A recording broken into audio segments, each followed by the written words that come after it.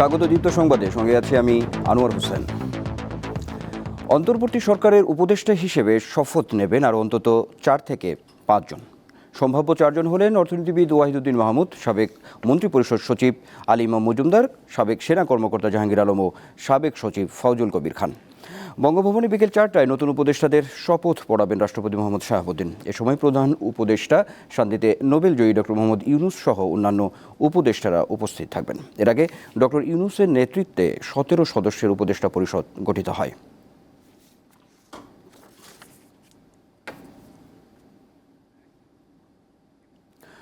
পনেরো আগস্টকে কেন্দ্র করে রাজধানীর ধানমন্ডি, 32 সহ অন্যান্য স্থানে বেশ কিছু অনাকাঙ্ক্ষিত পরিস্থিতি তৈরি হয়। এসব ঘটনার সঙ্গে বৈষম্য বিরোধী ছাত্র আন্দোলন জড়িত নয় বলে দাবি করেছেন এর অন্যতম সমন্বয়ক সার্জিস আলম। সকালে সাংবাদিকদের তিনি একথা জানান। ট্রাফিকের দায়িত্ব থেকে শিক্ষার্থীদের সরে যেতেও তিনি আহ্বান জানান। ধানমন্ডি, 32 ঢাকার বিভিন্ন স্থানে এমন অনেক অনাকাঙ্ক্ষিত ঘটনা হয়েছে যেগুলো আমাদের এই গণঅভ্যুত্থানের স্পিরিটের সাথে যায় না। আমরা নিজে বিভিন্ন ভাইরাল ভিডিও দেখেছি যে আমার বাবার বয়সী একজনকে কান ধরে উঠবোস করানো হচ্ছে, আমার বাবার বয়সী একজনকে বিবস্ত্র করানো হয়েছে এবং মানুষজন যা ইচ্ছা তাই বলছে। আমাদের জায়গা থেকে স্পষ্ট ডিসিশন, আমরা খুঁজে তথ্য প্রমাণের ভিত্তিতে যদি সিঙ্গেল একজন সমন্বয়ক বা সহ সমন্বয়ক পুরো বাংলাদেশে পেয়ে থাকি, এটার সাথে যুক্ত কোনোভাবে আমরা তৎক্ষণাৎ তাকে আমাদের ওই কমিটি থেকে, ওই টিম থেকে বহিষ্কার করব। যেখানে যখন পুলিশের কোনো একটি টিম বা ট্রাফিকের টিম, আইনশৃঙ্খলা রক্ষাকারী বাহিনীর টিম আসবে, তাদেরকে তাদের দায়িত্বটি বুঝে দিয়ে ছাত্র সমাজকে সেখানে সরে যেতে হবে। সাম্প্রতিক সংঘর্ষ ও সহিংসতার ঘটনায় পুলিশের মনোবল ফেরাতে পোশাক ও লোগো পরিবর্তনের কথা চলছে। মানবাধিকার কর্মী ও সাধারণ মানুষ মনে করেন পোশাক ও লোগো পরিবর্তনের পাশাপাশি পুলিশের মানসিকতারও পরিবর্তন প্রয়োজন। বন্ধ করতে হবে বাহিনীতে রাজনৈতিক নিয়োগ ও ঘুষ বাণিজ্য। শেখ হাসিনা সরকারের বিরুদ্ধে বৈষম্য বিরোধী ছাত্র আন্দোলন চলাকালে শিক্ষার্থী জনতার সাথে দফায় দফায় সংঘর্ষ হয় পুলিশের। এ সময় আন্দোলনকারীদের ওপর প্রকাশ্যে গুলি ছুঁড়তে দেখা যায় পুলিশকে। এতে নিহত হয় অসংখ্য আন্দোলনকারী। আন্দোলনে আক্রান্ত হয় দেশের 450টিরও বেশি থানা। বিভিন্ন থানায় ঘটে হামলা, অগ্নিসংযোগ ও লুটপাট। নিহত হয় 43 জন পুলিশ। অন্তর্বর্তী সরকার গঠনের পর পুলিশকে কাজে ফেরাতে সময় লেগেছে 7 দিন। এরপর থেকে দাবি ওঠে পুলিশ সংস্কারের।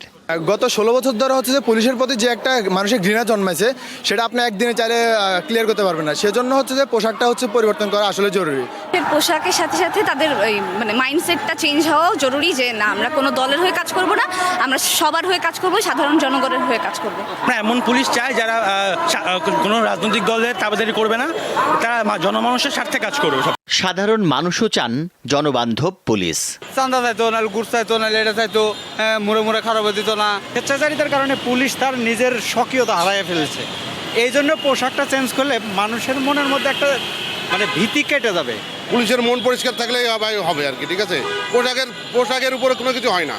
মানবাধিকার কর্মীরা জানান, সমস্যার স্থায়ী সমাধানের জন্য দরকার পুলিশের মানসিকতার পরিবর্তন।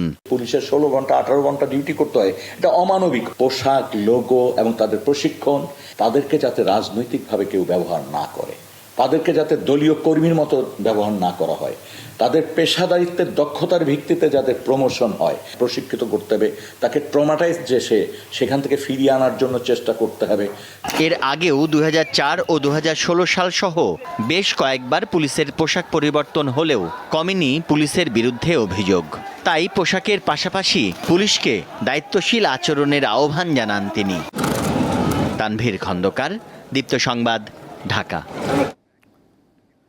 স্বামী হারানোর শোকে পাথর 9 মাসের গর্ভবতী খাদিজা বেগম। ঢাকায় কোটা সংস্কার আন্দোলন চলাকালে গুলিতে নিহত হন তার স্বামী নূর আলম। কুড়িগ্রামের সদর উপজেলায় বসবাসকারী খাদিজার হতদরিদ্র পরিবারটির কান্নায় শোকাহত প্রতিবেশীরাও। অনাগত সন্তানের ভবিষ্যৎ নিয়ে চিন্তিত খাদিজা। স্বামী নূর আলমের সঙ্গে সমস্ত সুখস্মৃতি আর ছবি এখন ভরসা স্ত্রী খাদিজা বেগমের। প্রয়াত স্বামীর সেই ছবি দেখতে দেখতে মাঝে মাঝে কেঁদে ওঠেন 9 মাসের গর্ভবতী এই নারী। আবার কখনো শোকে পাথর হয়ে দাঁড়িয়ে থাকেন স্বামীর কবরের পাশে। সম্প্রতি শেখ হাসিনা সরকারের বিরুদ্ধে ছাত্র জনতার গণ অভ্যুত্থানে অনেকেই পুলিশের গুলিতে নিহত হন। কুড়িগ্রাম সদর উপজেলার ভাগডাঙ্গা ইউনিয়নের ভাগিরভিটা গ্রামের নূর আলমও তাদের মধ্যে একজন। গত ২০ জুলাই সকালে গাজীপুরের চৌরাস্তা এলাকায় কাজ শেষে ভাড়া বাসায় ফিরছিলেন মাত্র ২২ বছরের এই তরুণ। ওই সময় হঠাৎ একটি গুলি তার ডান চোখে লাগলে ঘটনাস্থলেই মারা যান নূর আলম। ওই দিন সকালে যাবে কাজে, আমিও বাধা দিছি, বাবা আজকে যাস না, দেশের অবস্থা খারাপ। ও বললো যে আব্বা হাফ বস্তা সিমেন্টের ঢালাই আছে, 4 জন যাবো, সরং করে দিয়ে আসবো। করি ঢালাই করি, কিন্তু ফিরতার বুকে বাসার সামনাসামনি আসছে, ইয়াতে নূর আলম পুলিশ ওসি, উনি সামনাসামনি আসিয়া গুলি করছে। গুলি করার থুয়ে উনি চলে গেছে।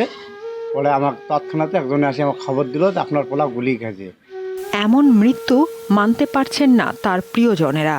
ঢাকা গেছে বেড়া বউ নাতি পুতি সবাই কামাই করবে, দেয়া কাম করবে, যা এই দশা হয়েছে। তার বইয়ের পেটে বাচ্চা আছে, আমরা কি করি, দিন মজুরি দিন খাই। মানে একদম সাদা সাদা লোক, ও কোনো রাজনীতিবিদ না। এদিক দিয়ে গুলি লাগে, এই দিক দিয়ে পিছন দিয়ে বেড়ে যায়।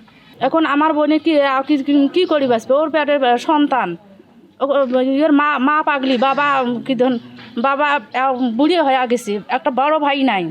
বিয়ের 1 বছরের মাথায় স্বামী হারিয়ে শোকে নির্বাক খাদিজা বেগম। স্বামী হত্যার বিচার সহ অনাগত সন্তানের ভবিষ্যৎ গড়ে দেওয়ার দাবি জানান তিনি। এই বাচ্চা নিয়ে কি করবো আমি, তার একটা তো ভবিষ্যৎ আছে, আর স্বামী তো এখন আর বেঁচে নাই।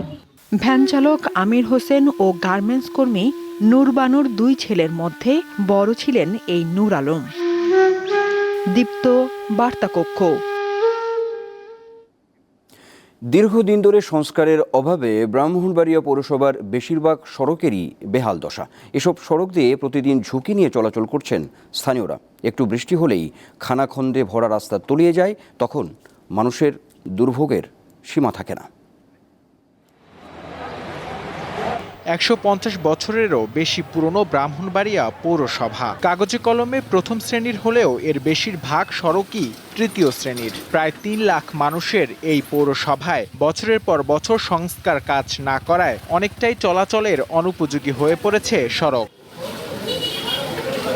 পৌরসভার 12টি ওয়ার্ডের বেশিরভাগ সড়কের পাশে নেই কোনো ড্রেনেজ ব্যবস্থা। এতে দিনের পর দিন সড়কে পানি জমে সৃষ্টি হয়েছে অসংখ্য খানাখন্দের। এছাড়া অল্প বৃষ্টিতেই ডুবে যায় সড়কগুলো। বিশেষ করে ফুলবাড়িয়ার শ্যামলীবাড়ির মোড়, মুন্সেফ পাড়া, পশ্চিম পাইকপাড়া, কলেজ পাড়া ও দাতিয়ারা এলাকার বাসিন্দাদের দুর্ভোগের সীমা ছাড়িয়েছে। আমাদের এলাকায় কোনো একটা রাস্তাঘাট নাই যে বাড়ি থেকে বের হয়ে পাড়া দেওয়ার মতো। বৃষ্টি হইলে আমরা আড়ু পানিতে সাঁতার কাটি। বিগত 20 বছর ধরে স্যাম্পল দিয়ে কোনো মতো মেম্বার চেয়ারম্যান করে জায়গা আর হারানো হয় না। এই রাস্তাটা রুগী গেলে রুগী আপনার অসুস্থ হয়ে যায়। রাস্তাটাতে যাইতে আমরা অনেক কষ্ট হইতেছে, গাড়ির হতি, মানুষের হতি। সংস্কার কাজের ধীরগতির কথা স্বীকার করে পৌরসভার প্রধান নির্বাহী কর্মকর্তা জানান, নাগরিকদের দুর্ভোগ নিরসনে শীঘ্রই পদক্ষেপ নেওয়া হবে।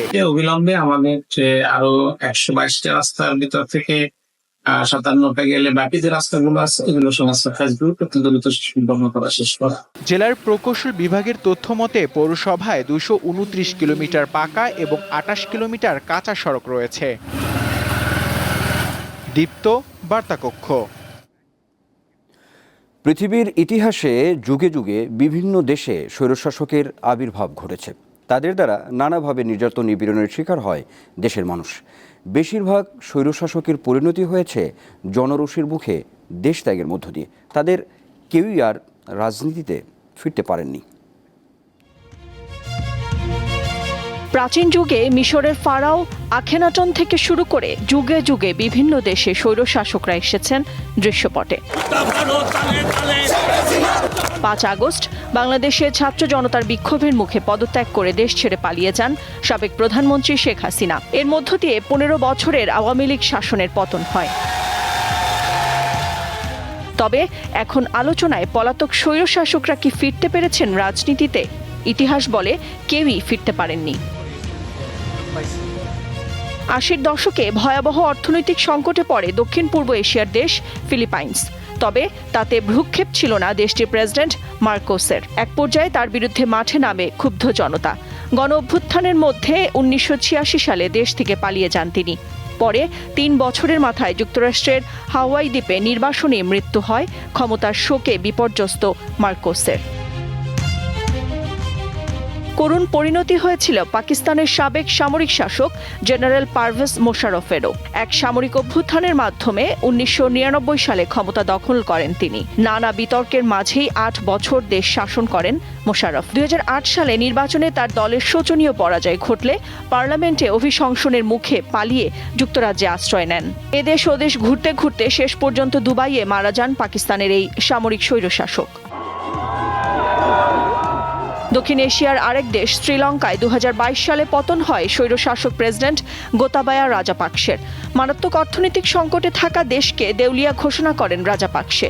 এই পরিণতির জন্য দায়ী করা হয় তার পরিবারকেই। জনরোষের মুখে দেশ ছেড়ে পালিয়ে যায় রাজাপাকসে পরিবার। ঘটনার 1.5 মাস পর বিশেষ নিরাপত্তা নিয়ে দেশে ফেরত আসেন গোতাবায়া রাজাপাকসে। তবে এখনও রাজনীতিতে ফিরতে পারেননি তিনি।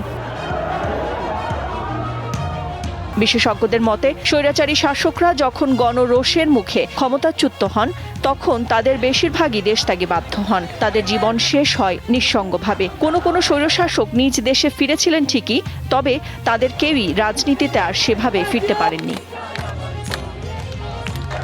নাদিরা জাহান, দীপ্ত বার্তাকক্ষ। আন্তর্জাতিক প্রসঙ্গ। পশ্চিম তীরের একটি গ্রামে ইসরায়েলি বসতি স্থাপনকারীদের উপর হামলা ও অগ্নিসংযোগের ঘটনা ঘটেছে। এতে একজনের মৃত্যু হয়।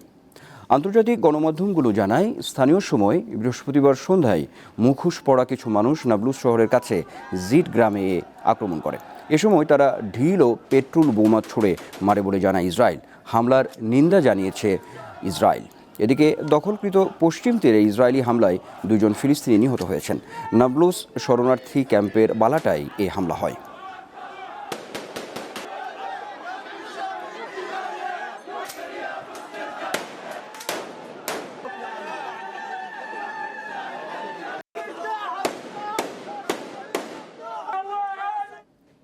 এই ছিল এখনকার মতো। আমাদের পরবর্তী বেলা 2টায় থাকছে নিউজ আপডেট, দেখার আমন্ত্রণ রইল। আর সর্বশেষ তথ্য বিনোদনের সব খবর জানতে আপনিও যুক্ত থাকতে পারেন দীপ্ত ডিজিটাল প্ল্যাটফর্মগুলোতে। ধন্যবাদ সবাইকে।